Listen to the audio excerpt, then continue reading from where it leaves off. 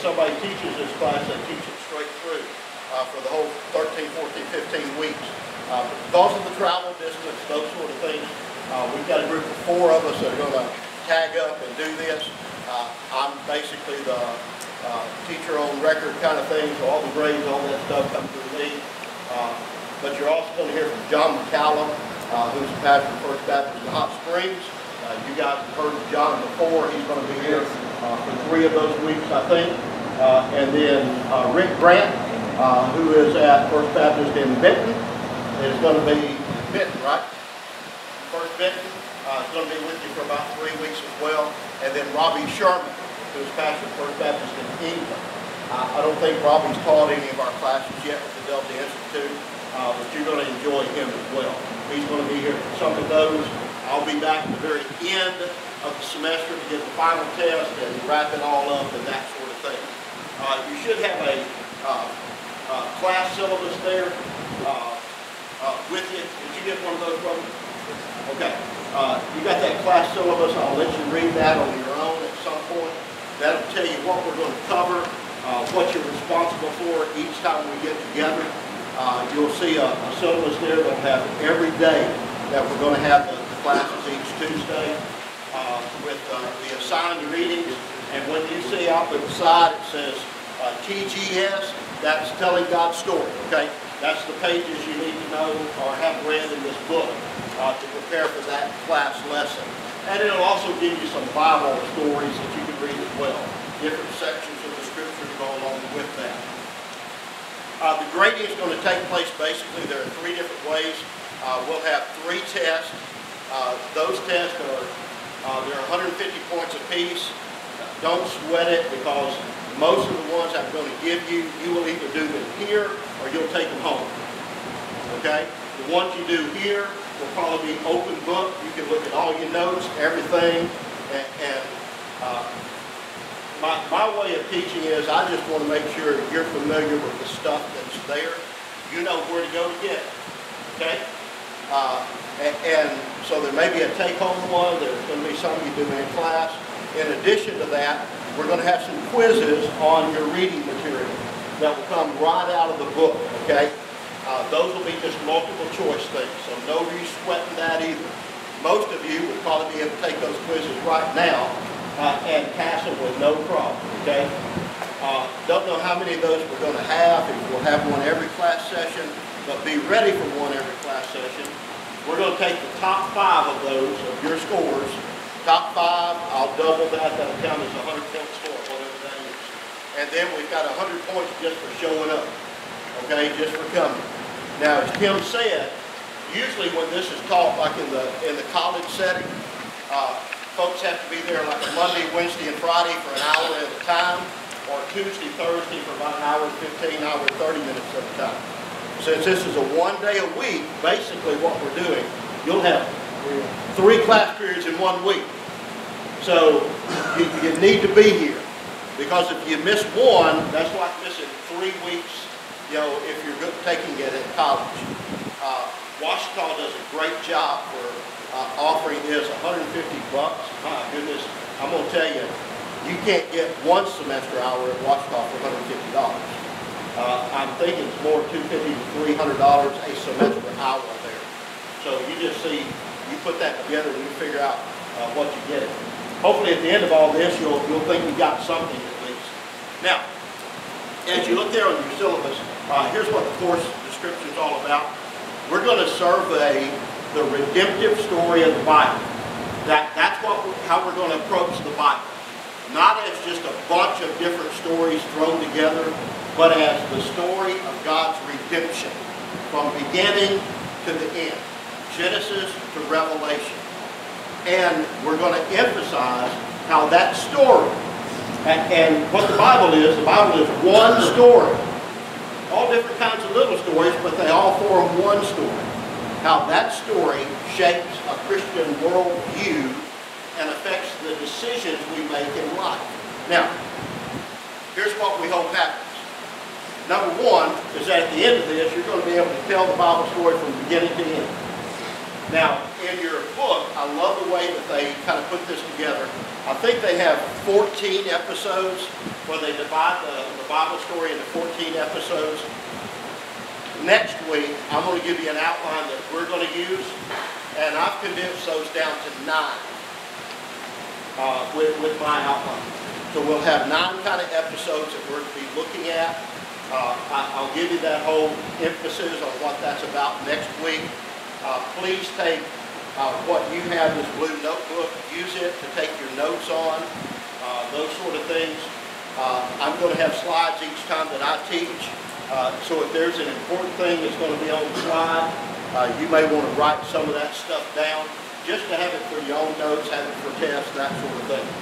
Also, we're going to talk about the various covenants between God and His people throughout Scripture. Trace and explain the major events in God's salvation history. That's those 9 episodes we're going to talk about. Give an explanation for the condition of the human race and the implications of the Bible story for that human condition. And then explain the biblical worldview and how it affects our decisions in life. Now, that's what I want to do tonight. It's not fair if I just jump right in and start giving you stuff on the survey part of the Bible, because you just got your textbook, you just got the syllabus, all that good stuff. So we're going to start with looking at, I'll do it. Let's do it. I don't have to look at that because I've got it figured out where this goes.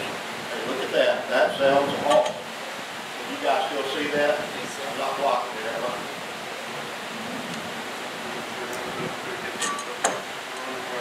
We're getting there.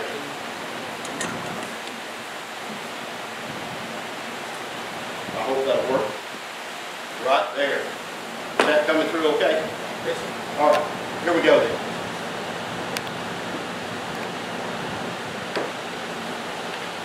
What is a worldview? You look at that syllabus that I gave to you, the last thing on there is that we want students, once you go through this class, to be able to articulate a biblical worldview. What does it mean to have a worldview?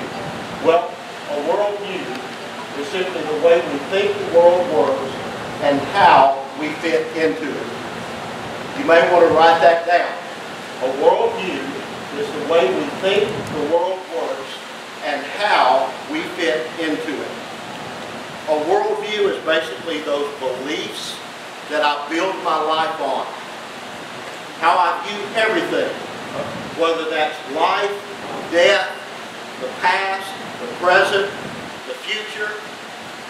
We need some pens. Relationships, money, education, all of that sort of thing. Worldview is the beliefs that I base all of that upon. A worldview basically gives us a reality, a framework for reality. Now, let me share just a couple of things with you about worldview. Everybody has a worldview. Each and every one of us. Now, most people can't verbalize that, but everybody has one. And Christianity is one worldview.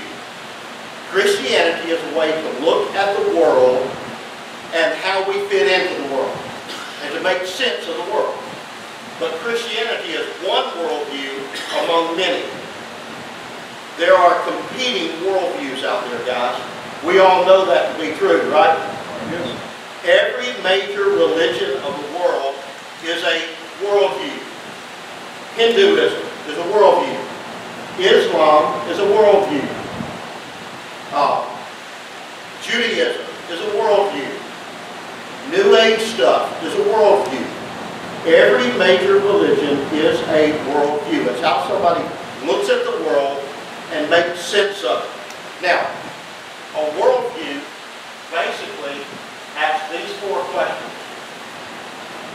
Number 1, where did I come from? That's a question about my identity. Who am I? Where did I come from? What's my worth? Is there any worth to life? Is there any value to life? Every worldview answers that question. Where do I come from? Second question is this. Why is the world in such a mess? What's the problem? The first question is a question about identity. Who am I? The second question is a question about the problem. My problem. What's wrong with me? What's wrong with the world? Why is the world in such a mess? A lot of people ask questions about why is there suffering in the world. This is the question that every major worldview seeks to ask. And the third one is this. Is there a solution to that problem? Is there a solution to the mess in life? What's that solution? So, what's my identity? Where did I come from? Why is the world in the mess that it's in? What's wrong with me? What's wrong with the world? Is there a fix? Is there a solution to the problem? And the fourth one is this. What's my purpose? Why am I here? Is there any hope?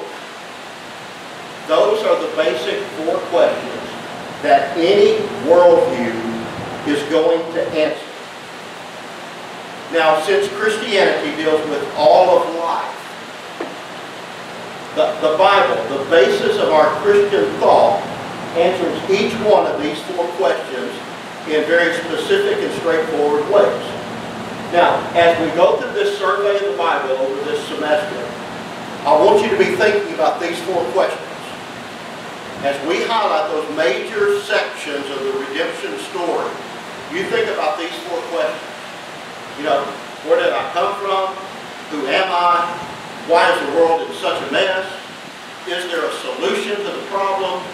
What's my purpose? Is there hope? The reason Christianity is a valid worldview, and in my estimate, the only relevant worldview, is that it has an answer to each of those, and they all make sense together. Okay? Now, let me tell you why this whole idea of worldview is important. A worldview is important. I thought I had a slide on that. I don't. A worldview is important because our beliefs determine our behavior. Our beliefs determine our behavior. Our behavior, our action, is always the result of a belief. Why do we do what we do? There is a belief behind that. There is something that we believe to be true, and that's the foundation for why we do what we do, whatever that is. Jesus said, love the Lord your God with all your mind, all your heart, all your soul. Now, unfortunately, Christians have all too often neglected the command to love God with our minds, not just with our hearts and our souls. And often the result is that we emphasize a lot of feeling, a lot of emotion over the thinking part. As Christians, as believers, we need to learn to think biblically and have integrity to live out what the Bible says, what the Bible teaches, since the Bible alone provides this true, livable worldview. Now, every worldview, besides Christianity, besides the Bible, breaks down in one of these four questions. They may have answers to each of the questions, but their answers often contradict each other. When you start looking at the answers that other worldviews give to those four major questions, many times those answers contradict one another. In other words, there's no integrity. There's no wholeness to their answers. Now, we're going to get to a few examples of that a little later on. But a biblical worldview that we are going to construct over the course of this semester integrates all parts of life, every part of life. Integrates it under God and allows us to live life with integrity, with wholeness. You see, the answers that the Bible provides to each of these four questions complement each other. They don't contradict each other, they complement each other. And they also reflect reality. They reflect what we see, what we experience, the way things are, the way things work. Now, as I said earlier, worldviews are in conflict with each other. Because they, well, that was water. Because they offer different answers to those four main questions. Now, since they're in conflict with each other, can they all be true? No, they can't be, right? If everything is true, then nothing is true. If everything, then nothing is true. When you look at the answers to these four main questions that you've written down, several things can be false at the same time, but several things cannot be true at the same time. If worldviews answer that first question about where did I come from, what's my identity, and they all, if you have four worldviews and you have four different answers, can those four all be the same, be true? It can't be, right? If they're different answers to the same questions, they can't all be true. So when you look at these different worldviews with a critical mind, the biblical worldview gives a complete and true picture to the way things are. All the others break down at some point along that spectrum when we're looking at these questions. That they don't give a complete and true picture of the world as it really is. Now, let me share some stats with you. I love statistics, and those of you who've taken a class from me in the past, I've probably shared some statistics with you. George Barna Research has discovered, they have estimated that the percentage of American adults that hold to a biblical worldview, what percentage of American adults do you think hold to a biblical worldview? Right now? 20? What else? About 13%. Okay.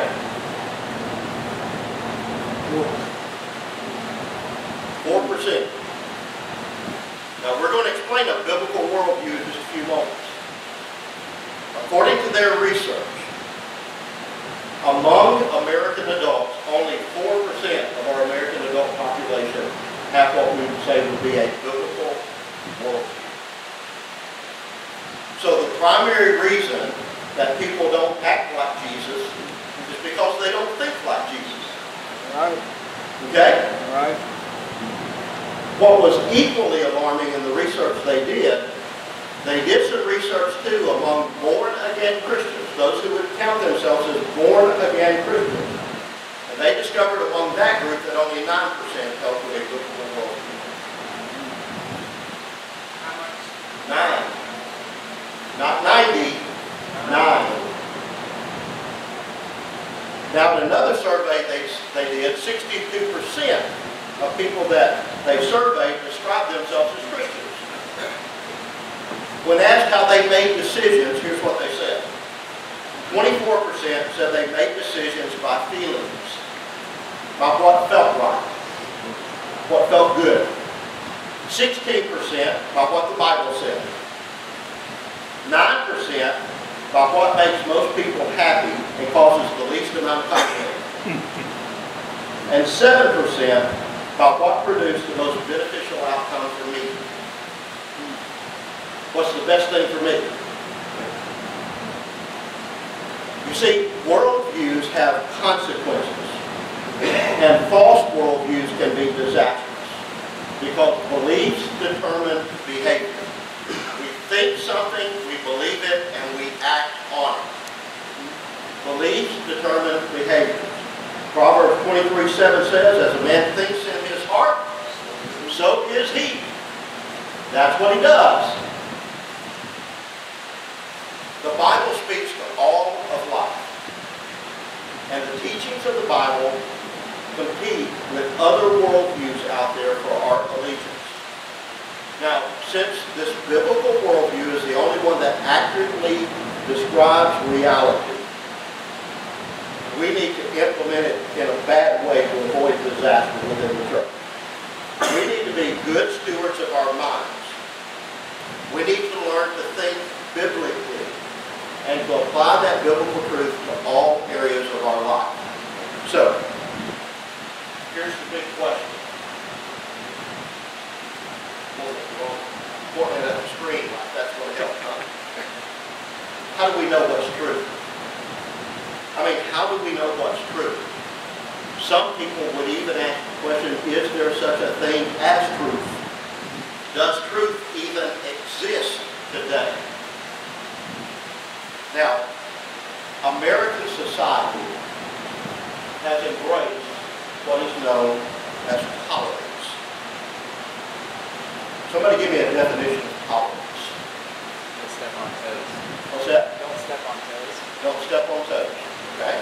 That's not a bad definition for today. Anybody else? What's that?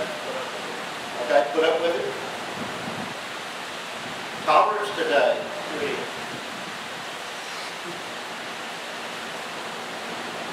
is the belief that all ideas are equally true and equally valid. All ideas are equally true and equally valid. That's tolerance today when you listen to people who use the word. Now that's not always been the definition of tolerance. I can remember when tolerance was defined as being willing to sit down and listen to other people who had a different point of view than you did, and even though you disagreed with them, you could still be civil and friends. That was tolerance. Tolerance today says, don't you dare say something that might offend me. Society pressures us to be non-judgmental and tolerant. As a matter of fact, society will say that the worst sin today is being intolerant. If you do not say that a person's belief is equally true and equally valid to yours, even though it's different, you're not being tolerant. You're being intolerant of that person. And so what we have done in American culture is we have adopted a relativistic viewpoint that denies that there is any truth whatsoever. Whatever works for you is true for you. It may not be true for me, but it's true for you, and that's okay. So something can be true for you, not be true for me. Something can be false for me, but not be false for you. And that's called relativism. Relativism is also a worldview. That states simply that truth is relative. Relativism states that truth is relative. There is no absolute truth. Truth is determined by what works for you or what works for me. So my truth can be different than your truth. But what relativism says is that there's no right or wrong. It's just basically what works for you. 63% of the American population a couple of years ago when this survey was taken say that there is no such thing as absolute truth. I would say that number is probably higher today. 63%, there is no such thing as absolute truth. 54% of evangelical Christians agreed with that statement. That there's no such thing as absolute truth. That's shocking. Don't you think? That's folks in our pews, guys. When it comes such as homosexuality or any a marriage or, well, what you think is okay. That's true for you, that's true for me. You know, let's just be okay with each other. You remember that story in the Bible of the life of Jesus during his trials prior to the crucifixion where Jesus is before Pilate. And Pilate asked the question, what is truth? Remember that? Most translations get that wrong. Pilate's not asking Jesus a question there. Pilate's not saying, hey, tell me what truth is, Jesus. How do we know what truth is? That's not what Pilate's doing. Pilate is making a statement. He's basically saying, what truth? It doesn't matter. You know?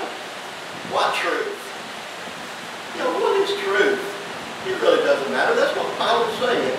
It's relativistic. And the same thing is that many people, even believers today, base their worldview on the belief that it doesn't matter what I believe because there is no such thing as an absolute truth. You can't define truth because truth does not exist. Truth does not exist. Now, that's according to a lot of folks today. That would be the ones who follow this relativism as a worldview. Now, what are the implications for that?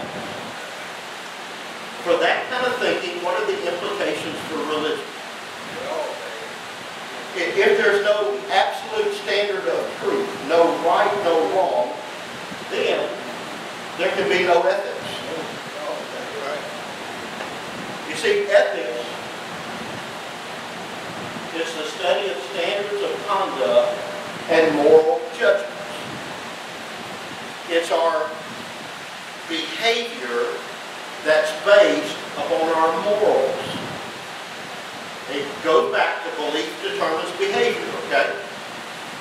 Ethics, to be an ethical people, requires a standard of truth. This is true, this is not. This is right, this is wrong.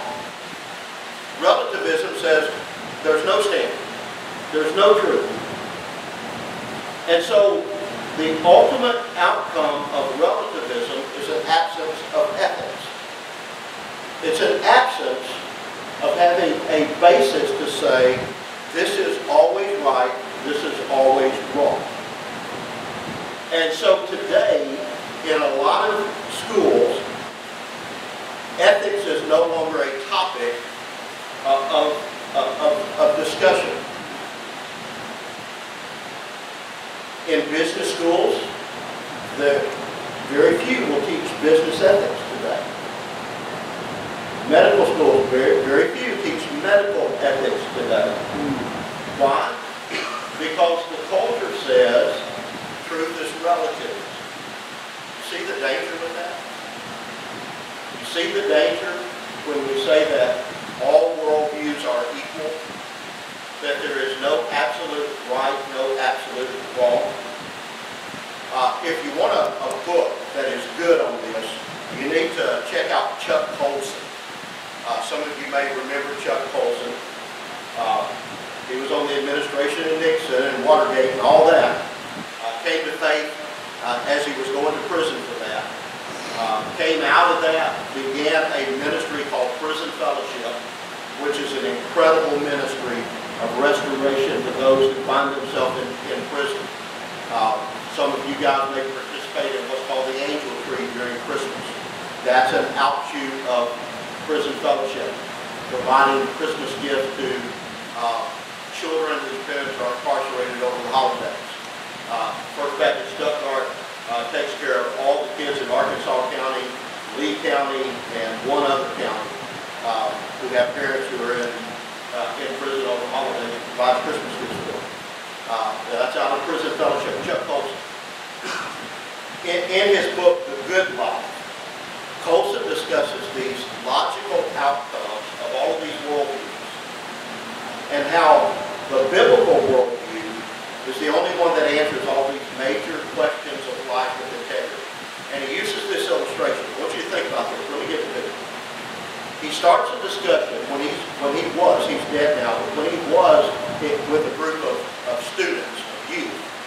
he would ask the question, how many of you believe, or college students, how many of you believe in moral truth? In other words, there is absolute truth. And he said, few if any would raise their hand. I mean, few people. And then he gave this illustration. Here he is. He says, you're standing on a street corner, waiting for the light to turn green. You notice this frail, elderly lady who has a walker, and she's got several bags with her, and she's having a difficult time negotiating the street. He says, at that point, you've got three options. Number one, you can ignore her. Number two, you can help her. Number three, you can push her into traffic. And then he looks at the student and says, now, how many of you believe in moral truth?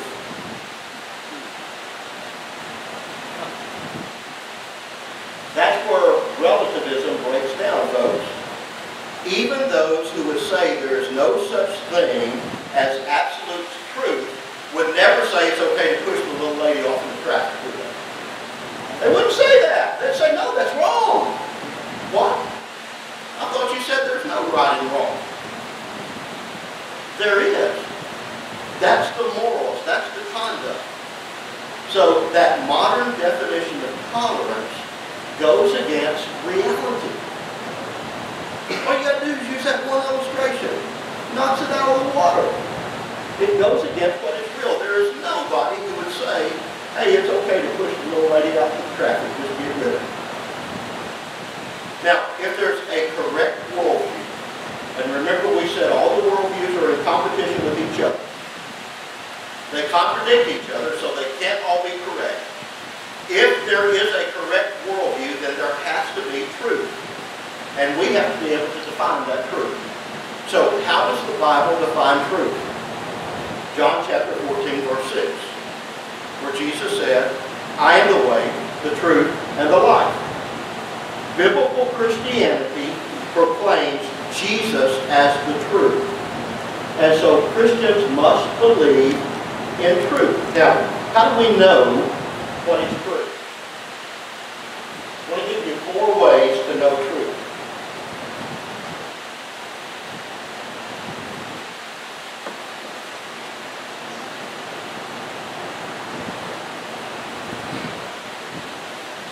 Before I get there, let me say something else. When you're confronted with a particular situation, like the little old lady at the street corner, I believe that a majority of people are able to distinguish between right and wrong. Don't you think? I mean, they're able to distinguish between what's true and what's false, what's right and what's wrong. So why these large percentages, even among evangelical Christians, who say there's no such thing as absolute